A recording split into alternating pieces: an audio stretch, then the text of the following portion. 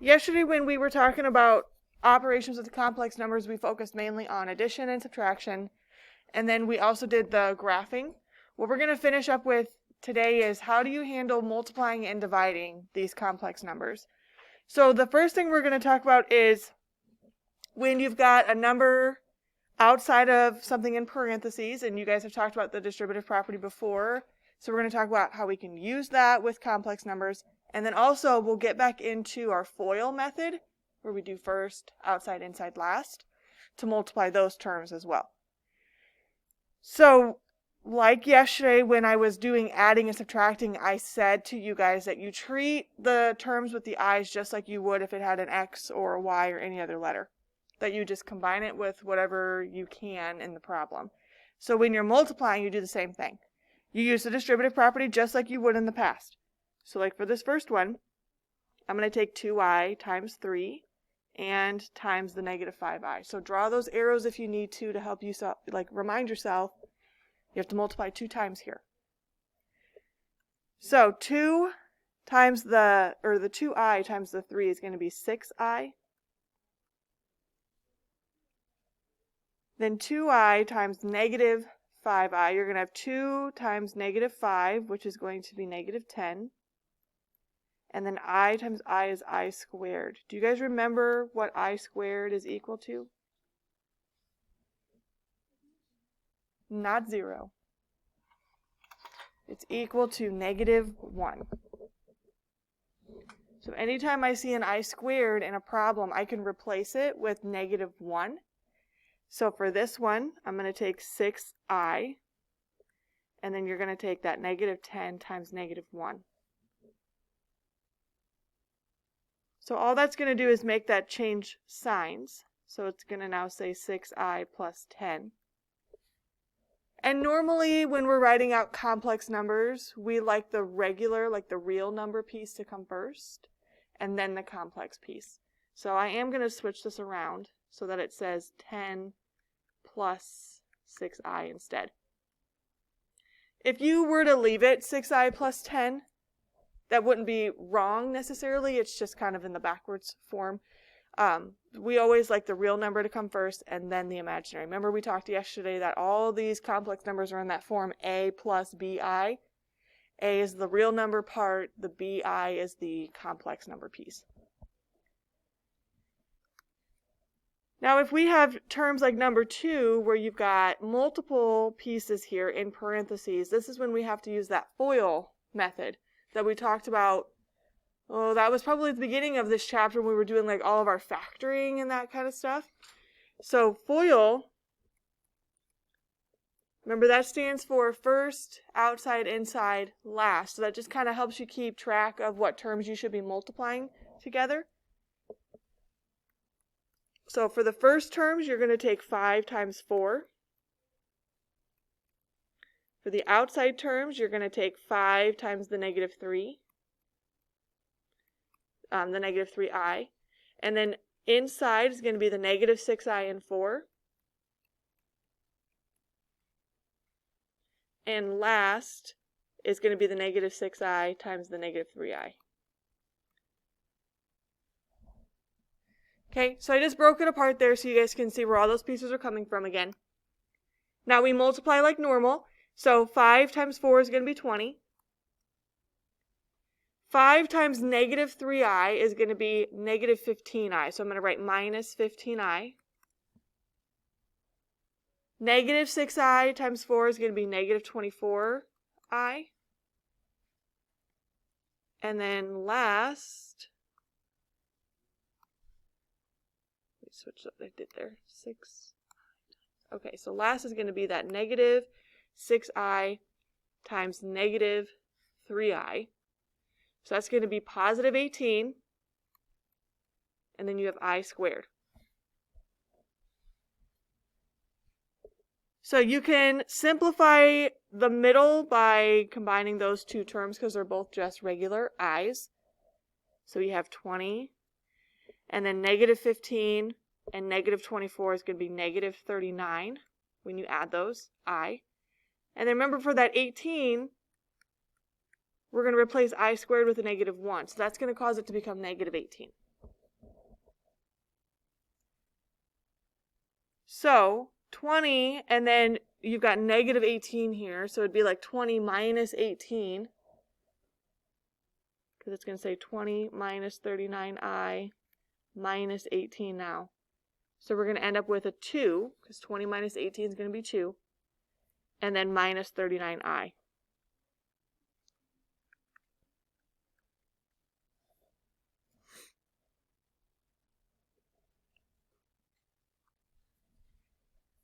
So this is, like I said, similar to when you guys were doing something that was like x plus 5 times x minus 3. You follow the same FOIL method, and then combine any like terms that you can. So if they just have i's, combine them by adding or subtracting. The I squared, make sure you replace that with a negative 1. That usually then just makes it become a number with the opposite sign, and then you should still be able to combine it with another number there. So why don't you guys try to do number 3? FOIL that one.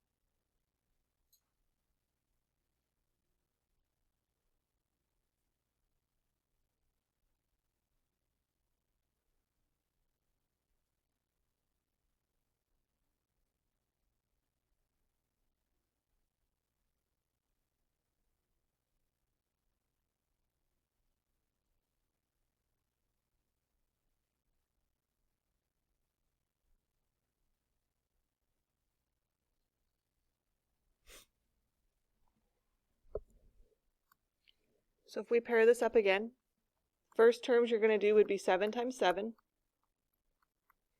Outside terms are going to be 7 times the negative 2i. Inside is going to be 2i times 7. And last is going to be 2i times negative 2i. So 7 times 7 is 49.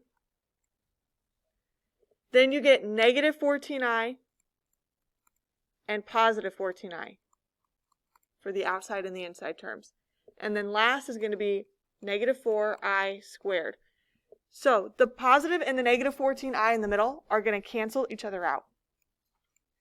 And that happened because if you look at what you were actually foiling, they're the exact same thing, except one has a plus sign and one has a minus sign.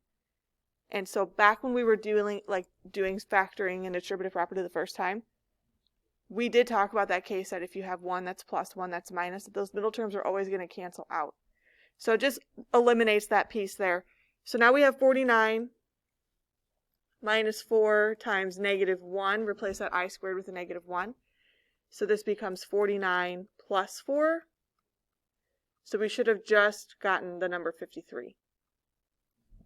No imaginary piece there anymore, because that middle term cancels.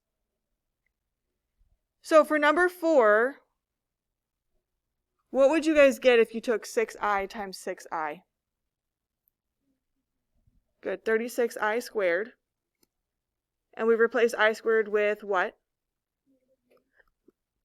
Negative 1, so this is really going to say negative 36.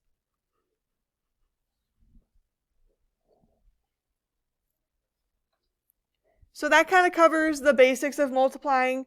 Anytime you see an I squared, replace it with negative 1, change that sign. Combine those I terms like normal, like you would any other terms with letters. So now we're going to get into dividing. So in the past, when we've talked about writing numbers out. You guys probably in geometry talked a little bit about square roots, and if you have a square root in the denominator of your fraction, you can't leave it there. And that comes in when, especially when you're talking about special right triangles. So when you guys were dealing with 90-degree triangles last year, there's two special ones, 30, 60, 90, and 45, 45, 90 triangles. So back then, we were talking about square roots when we were setting up to find like the missing side length or something like that on one of those special right triangles. So when you have square roots and fractions, if you have a square root in the denominator, that would be the bottom part of your fraction, you can't leave it there. It's considered to be bad form because that number on the bottom then would be irrational, and it becomes really complicated. So we talk about something called the conjugate. And we've talked about the conjugate before with imaginary numbers when we talked about those for the first time. The conjugate, remember, is when you take the sign in the middle, so the plus or the minus sign, and you flip it to the other one. So if it starts with a plus sign, you change it to a minus sign. If it starts with a minus sign, you change it to a plus sign. That's how you get rid of the piece that's causing the problem. We do the same thing for these imaginary pieces. So this first one says 3 plus 7i all over the square root of 8i. I can't leave the imaginary number in the denominator. It's bad form. So what I need to do is multiply by the conjugate. Now right now, it's a positive 8i. So the conjugate of this one would be to change it to a negative 8i. So I'm going to multiply the top and the bottom by negative 8i.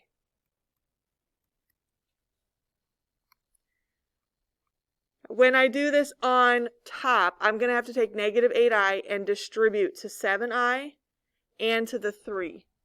Because I have to multiply it to the whole thing. So I have to make sure I do it to both of those terms. So negative 8i times 3 is going to be negative 24i. And then negative 8i times 7i is going to be negative 56i squared. On the bottom here, 8i and negative 8i, when you multiply them, you're going to get negative 64i squared. So I have a couple of I squareds in my problem here. So I'm going to go in and I'm just going to replace them right here with negative 1s. Because remember, that's just going to change the sign of that number. So I'm leaving the negative 24i alone. Negative 56 now is being multiplied to a negative 1. So that's going to change to a positive 56 on the top. And on the bottom, I'm taking negative 64 times negative 1. So that also is going to change to a positive 64. So notice how on the bottom I have no more imaginary number. That's what's supposed to happen. You're trying to get rid of it by multiplying by the conjugate. So it should be gone now. What I'm going to do is reduce. So if I look at these numbers, 24, 56, 64, do you guys know a number that could go into all three of those?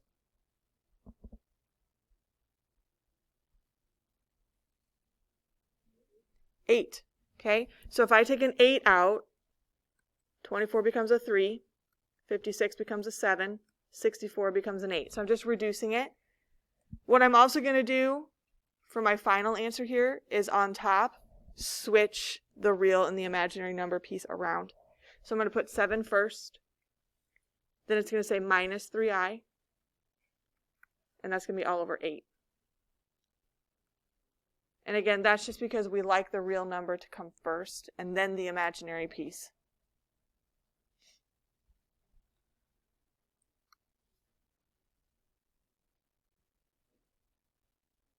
So why don't you guys try to do number 2?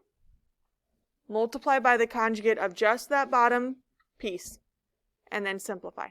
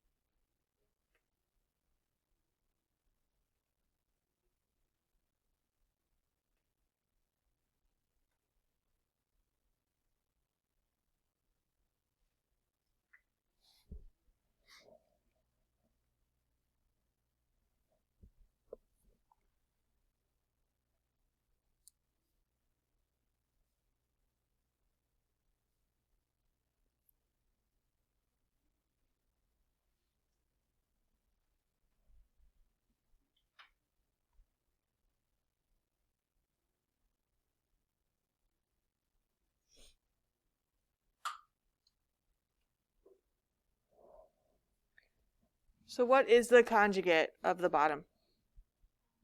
Good, just positive I. So on the top, you have to take I times 2 and the negative 5.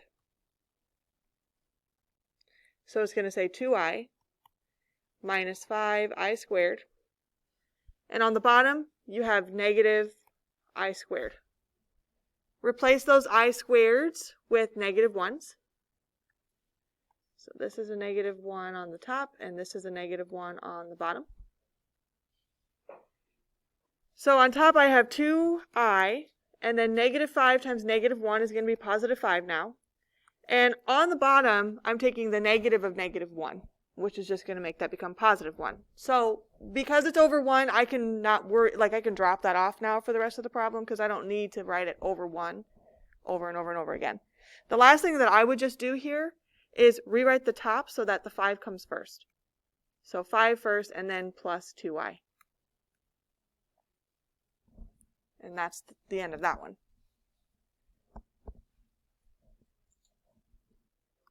For both of those that we saw so far, they just were multiplying by the opposite sign of that I piece in the bottom.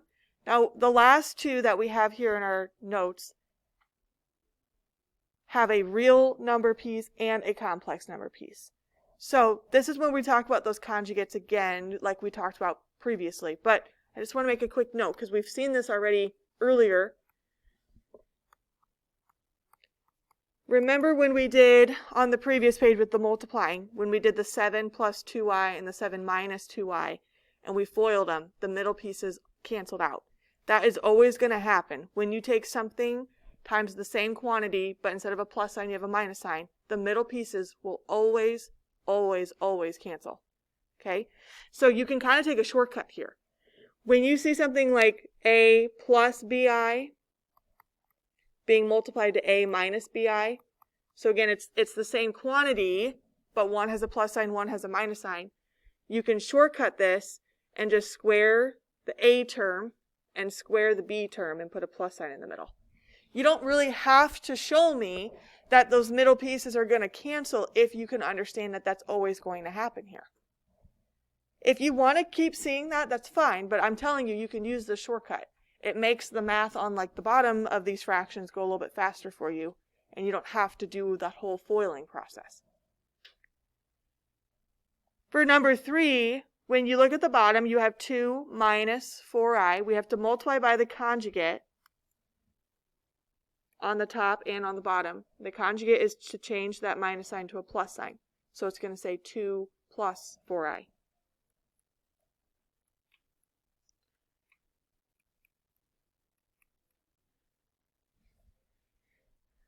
On the top, I will still need to FOIL everything. Because on the top, it's not the same quantity twice.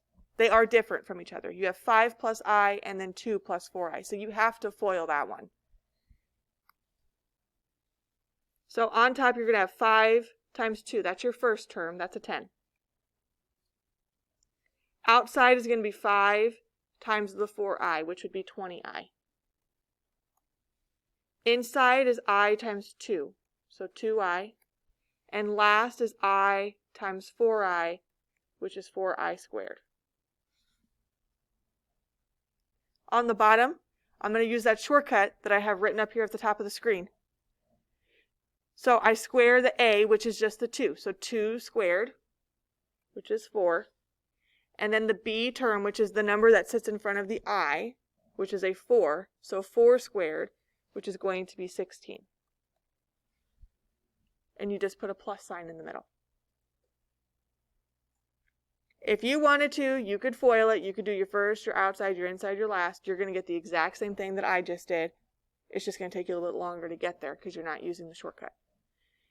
So on the top here, we need to simplify. Remember, I squared is a negative 1, so I'm going to replace that with a negative 1 right there. So I have 10. I have 20I and 2I, both positive, so now it becomes 22I. 4 times negative 1 is going to be minus 4 now, negative 4. And this is going to be all over a 20. So 10 minus 4 is going to be 6. So 6 plus 22I all over 20. What's a number that I could take out of 6, 22, and 20? 2. So if I take a 2 out, I get 3, 11, and 10. So it's 3 plus 11i all over 10.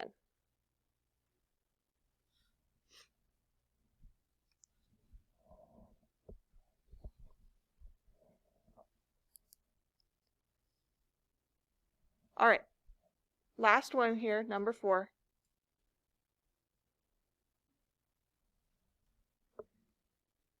What's the conjugate for this problem that you're multiplying by?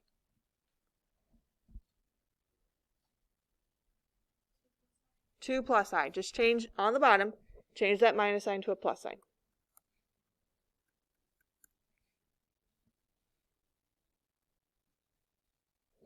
Okay, now we have to FOIL on the top. So first would be 3 and 2. So 3 times 2 is 6. What would be my outside terms?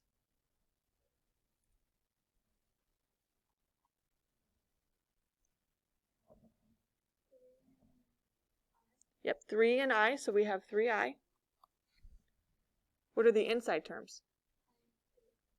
So negative I and 2, so it's going to be minus 2i. And last? Good, so minus I squared, because it's negative I times I. On the bottom, let's shortcut. So A is 2. What's 2 squared? What number is the B? What number is in front of the I? 1. So what's 1 squared? 1. Okay, so on the bottom you have 4 plus 1. Okay, on the top I'm going to replace this I squared with a negative 1. So I have 6. 3i minus 2i is just going to be an I. And then I have negative 1. This is all over 5. So 6 minus 1. Oh, hang on. That should be positive 1 because we've got a negative of the negative 1. So that changes that to a plus 1. So 6 plus 1 would be what? 7. And then we have plus I.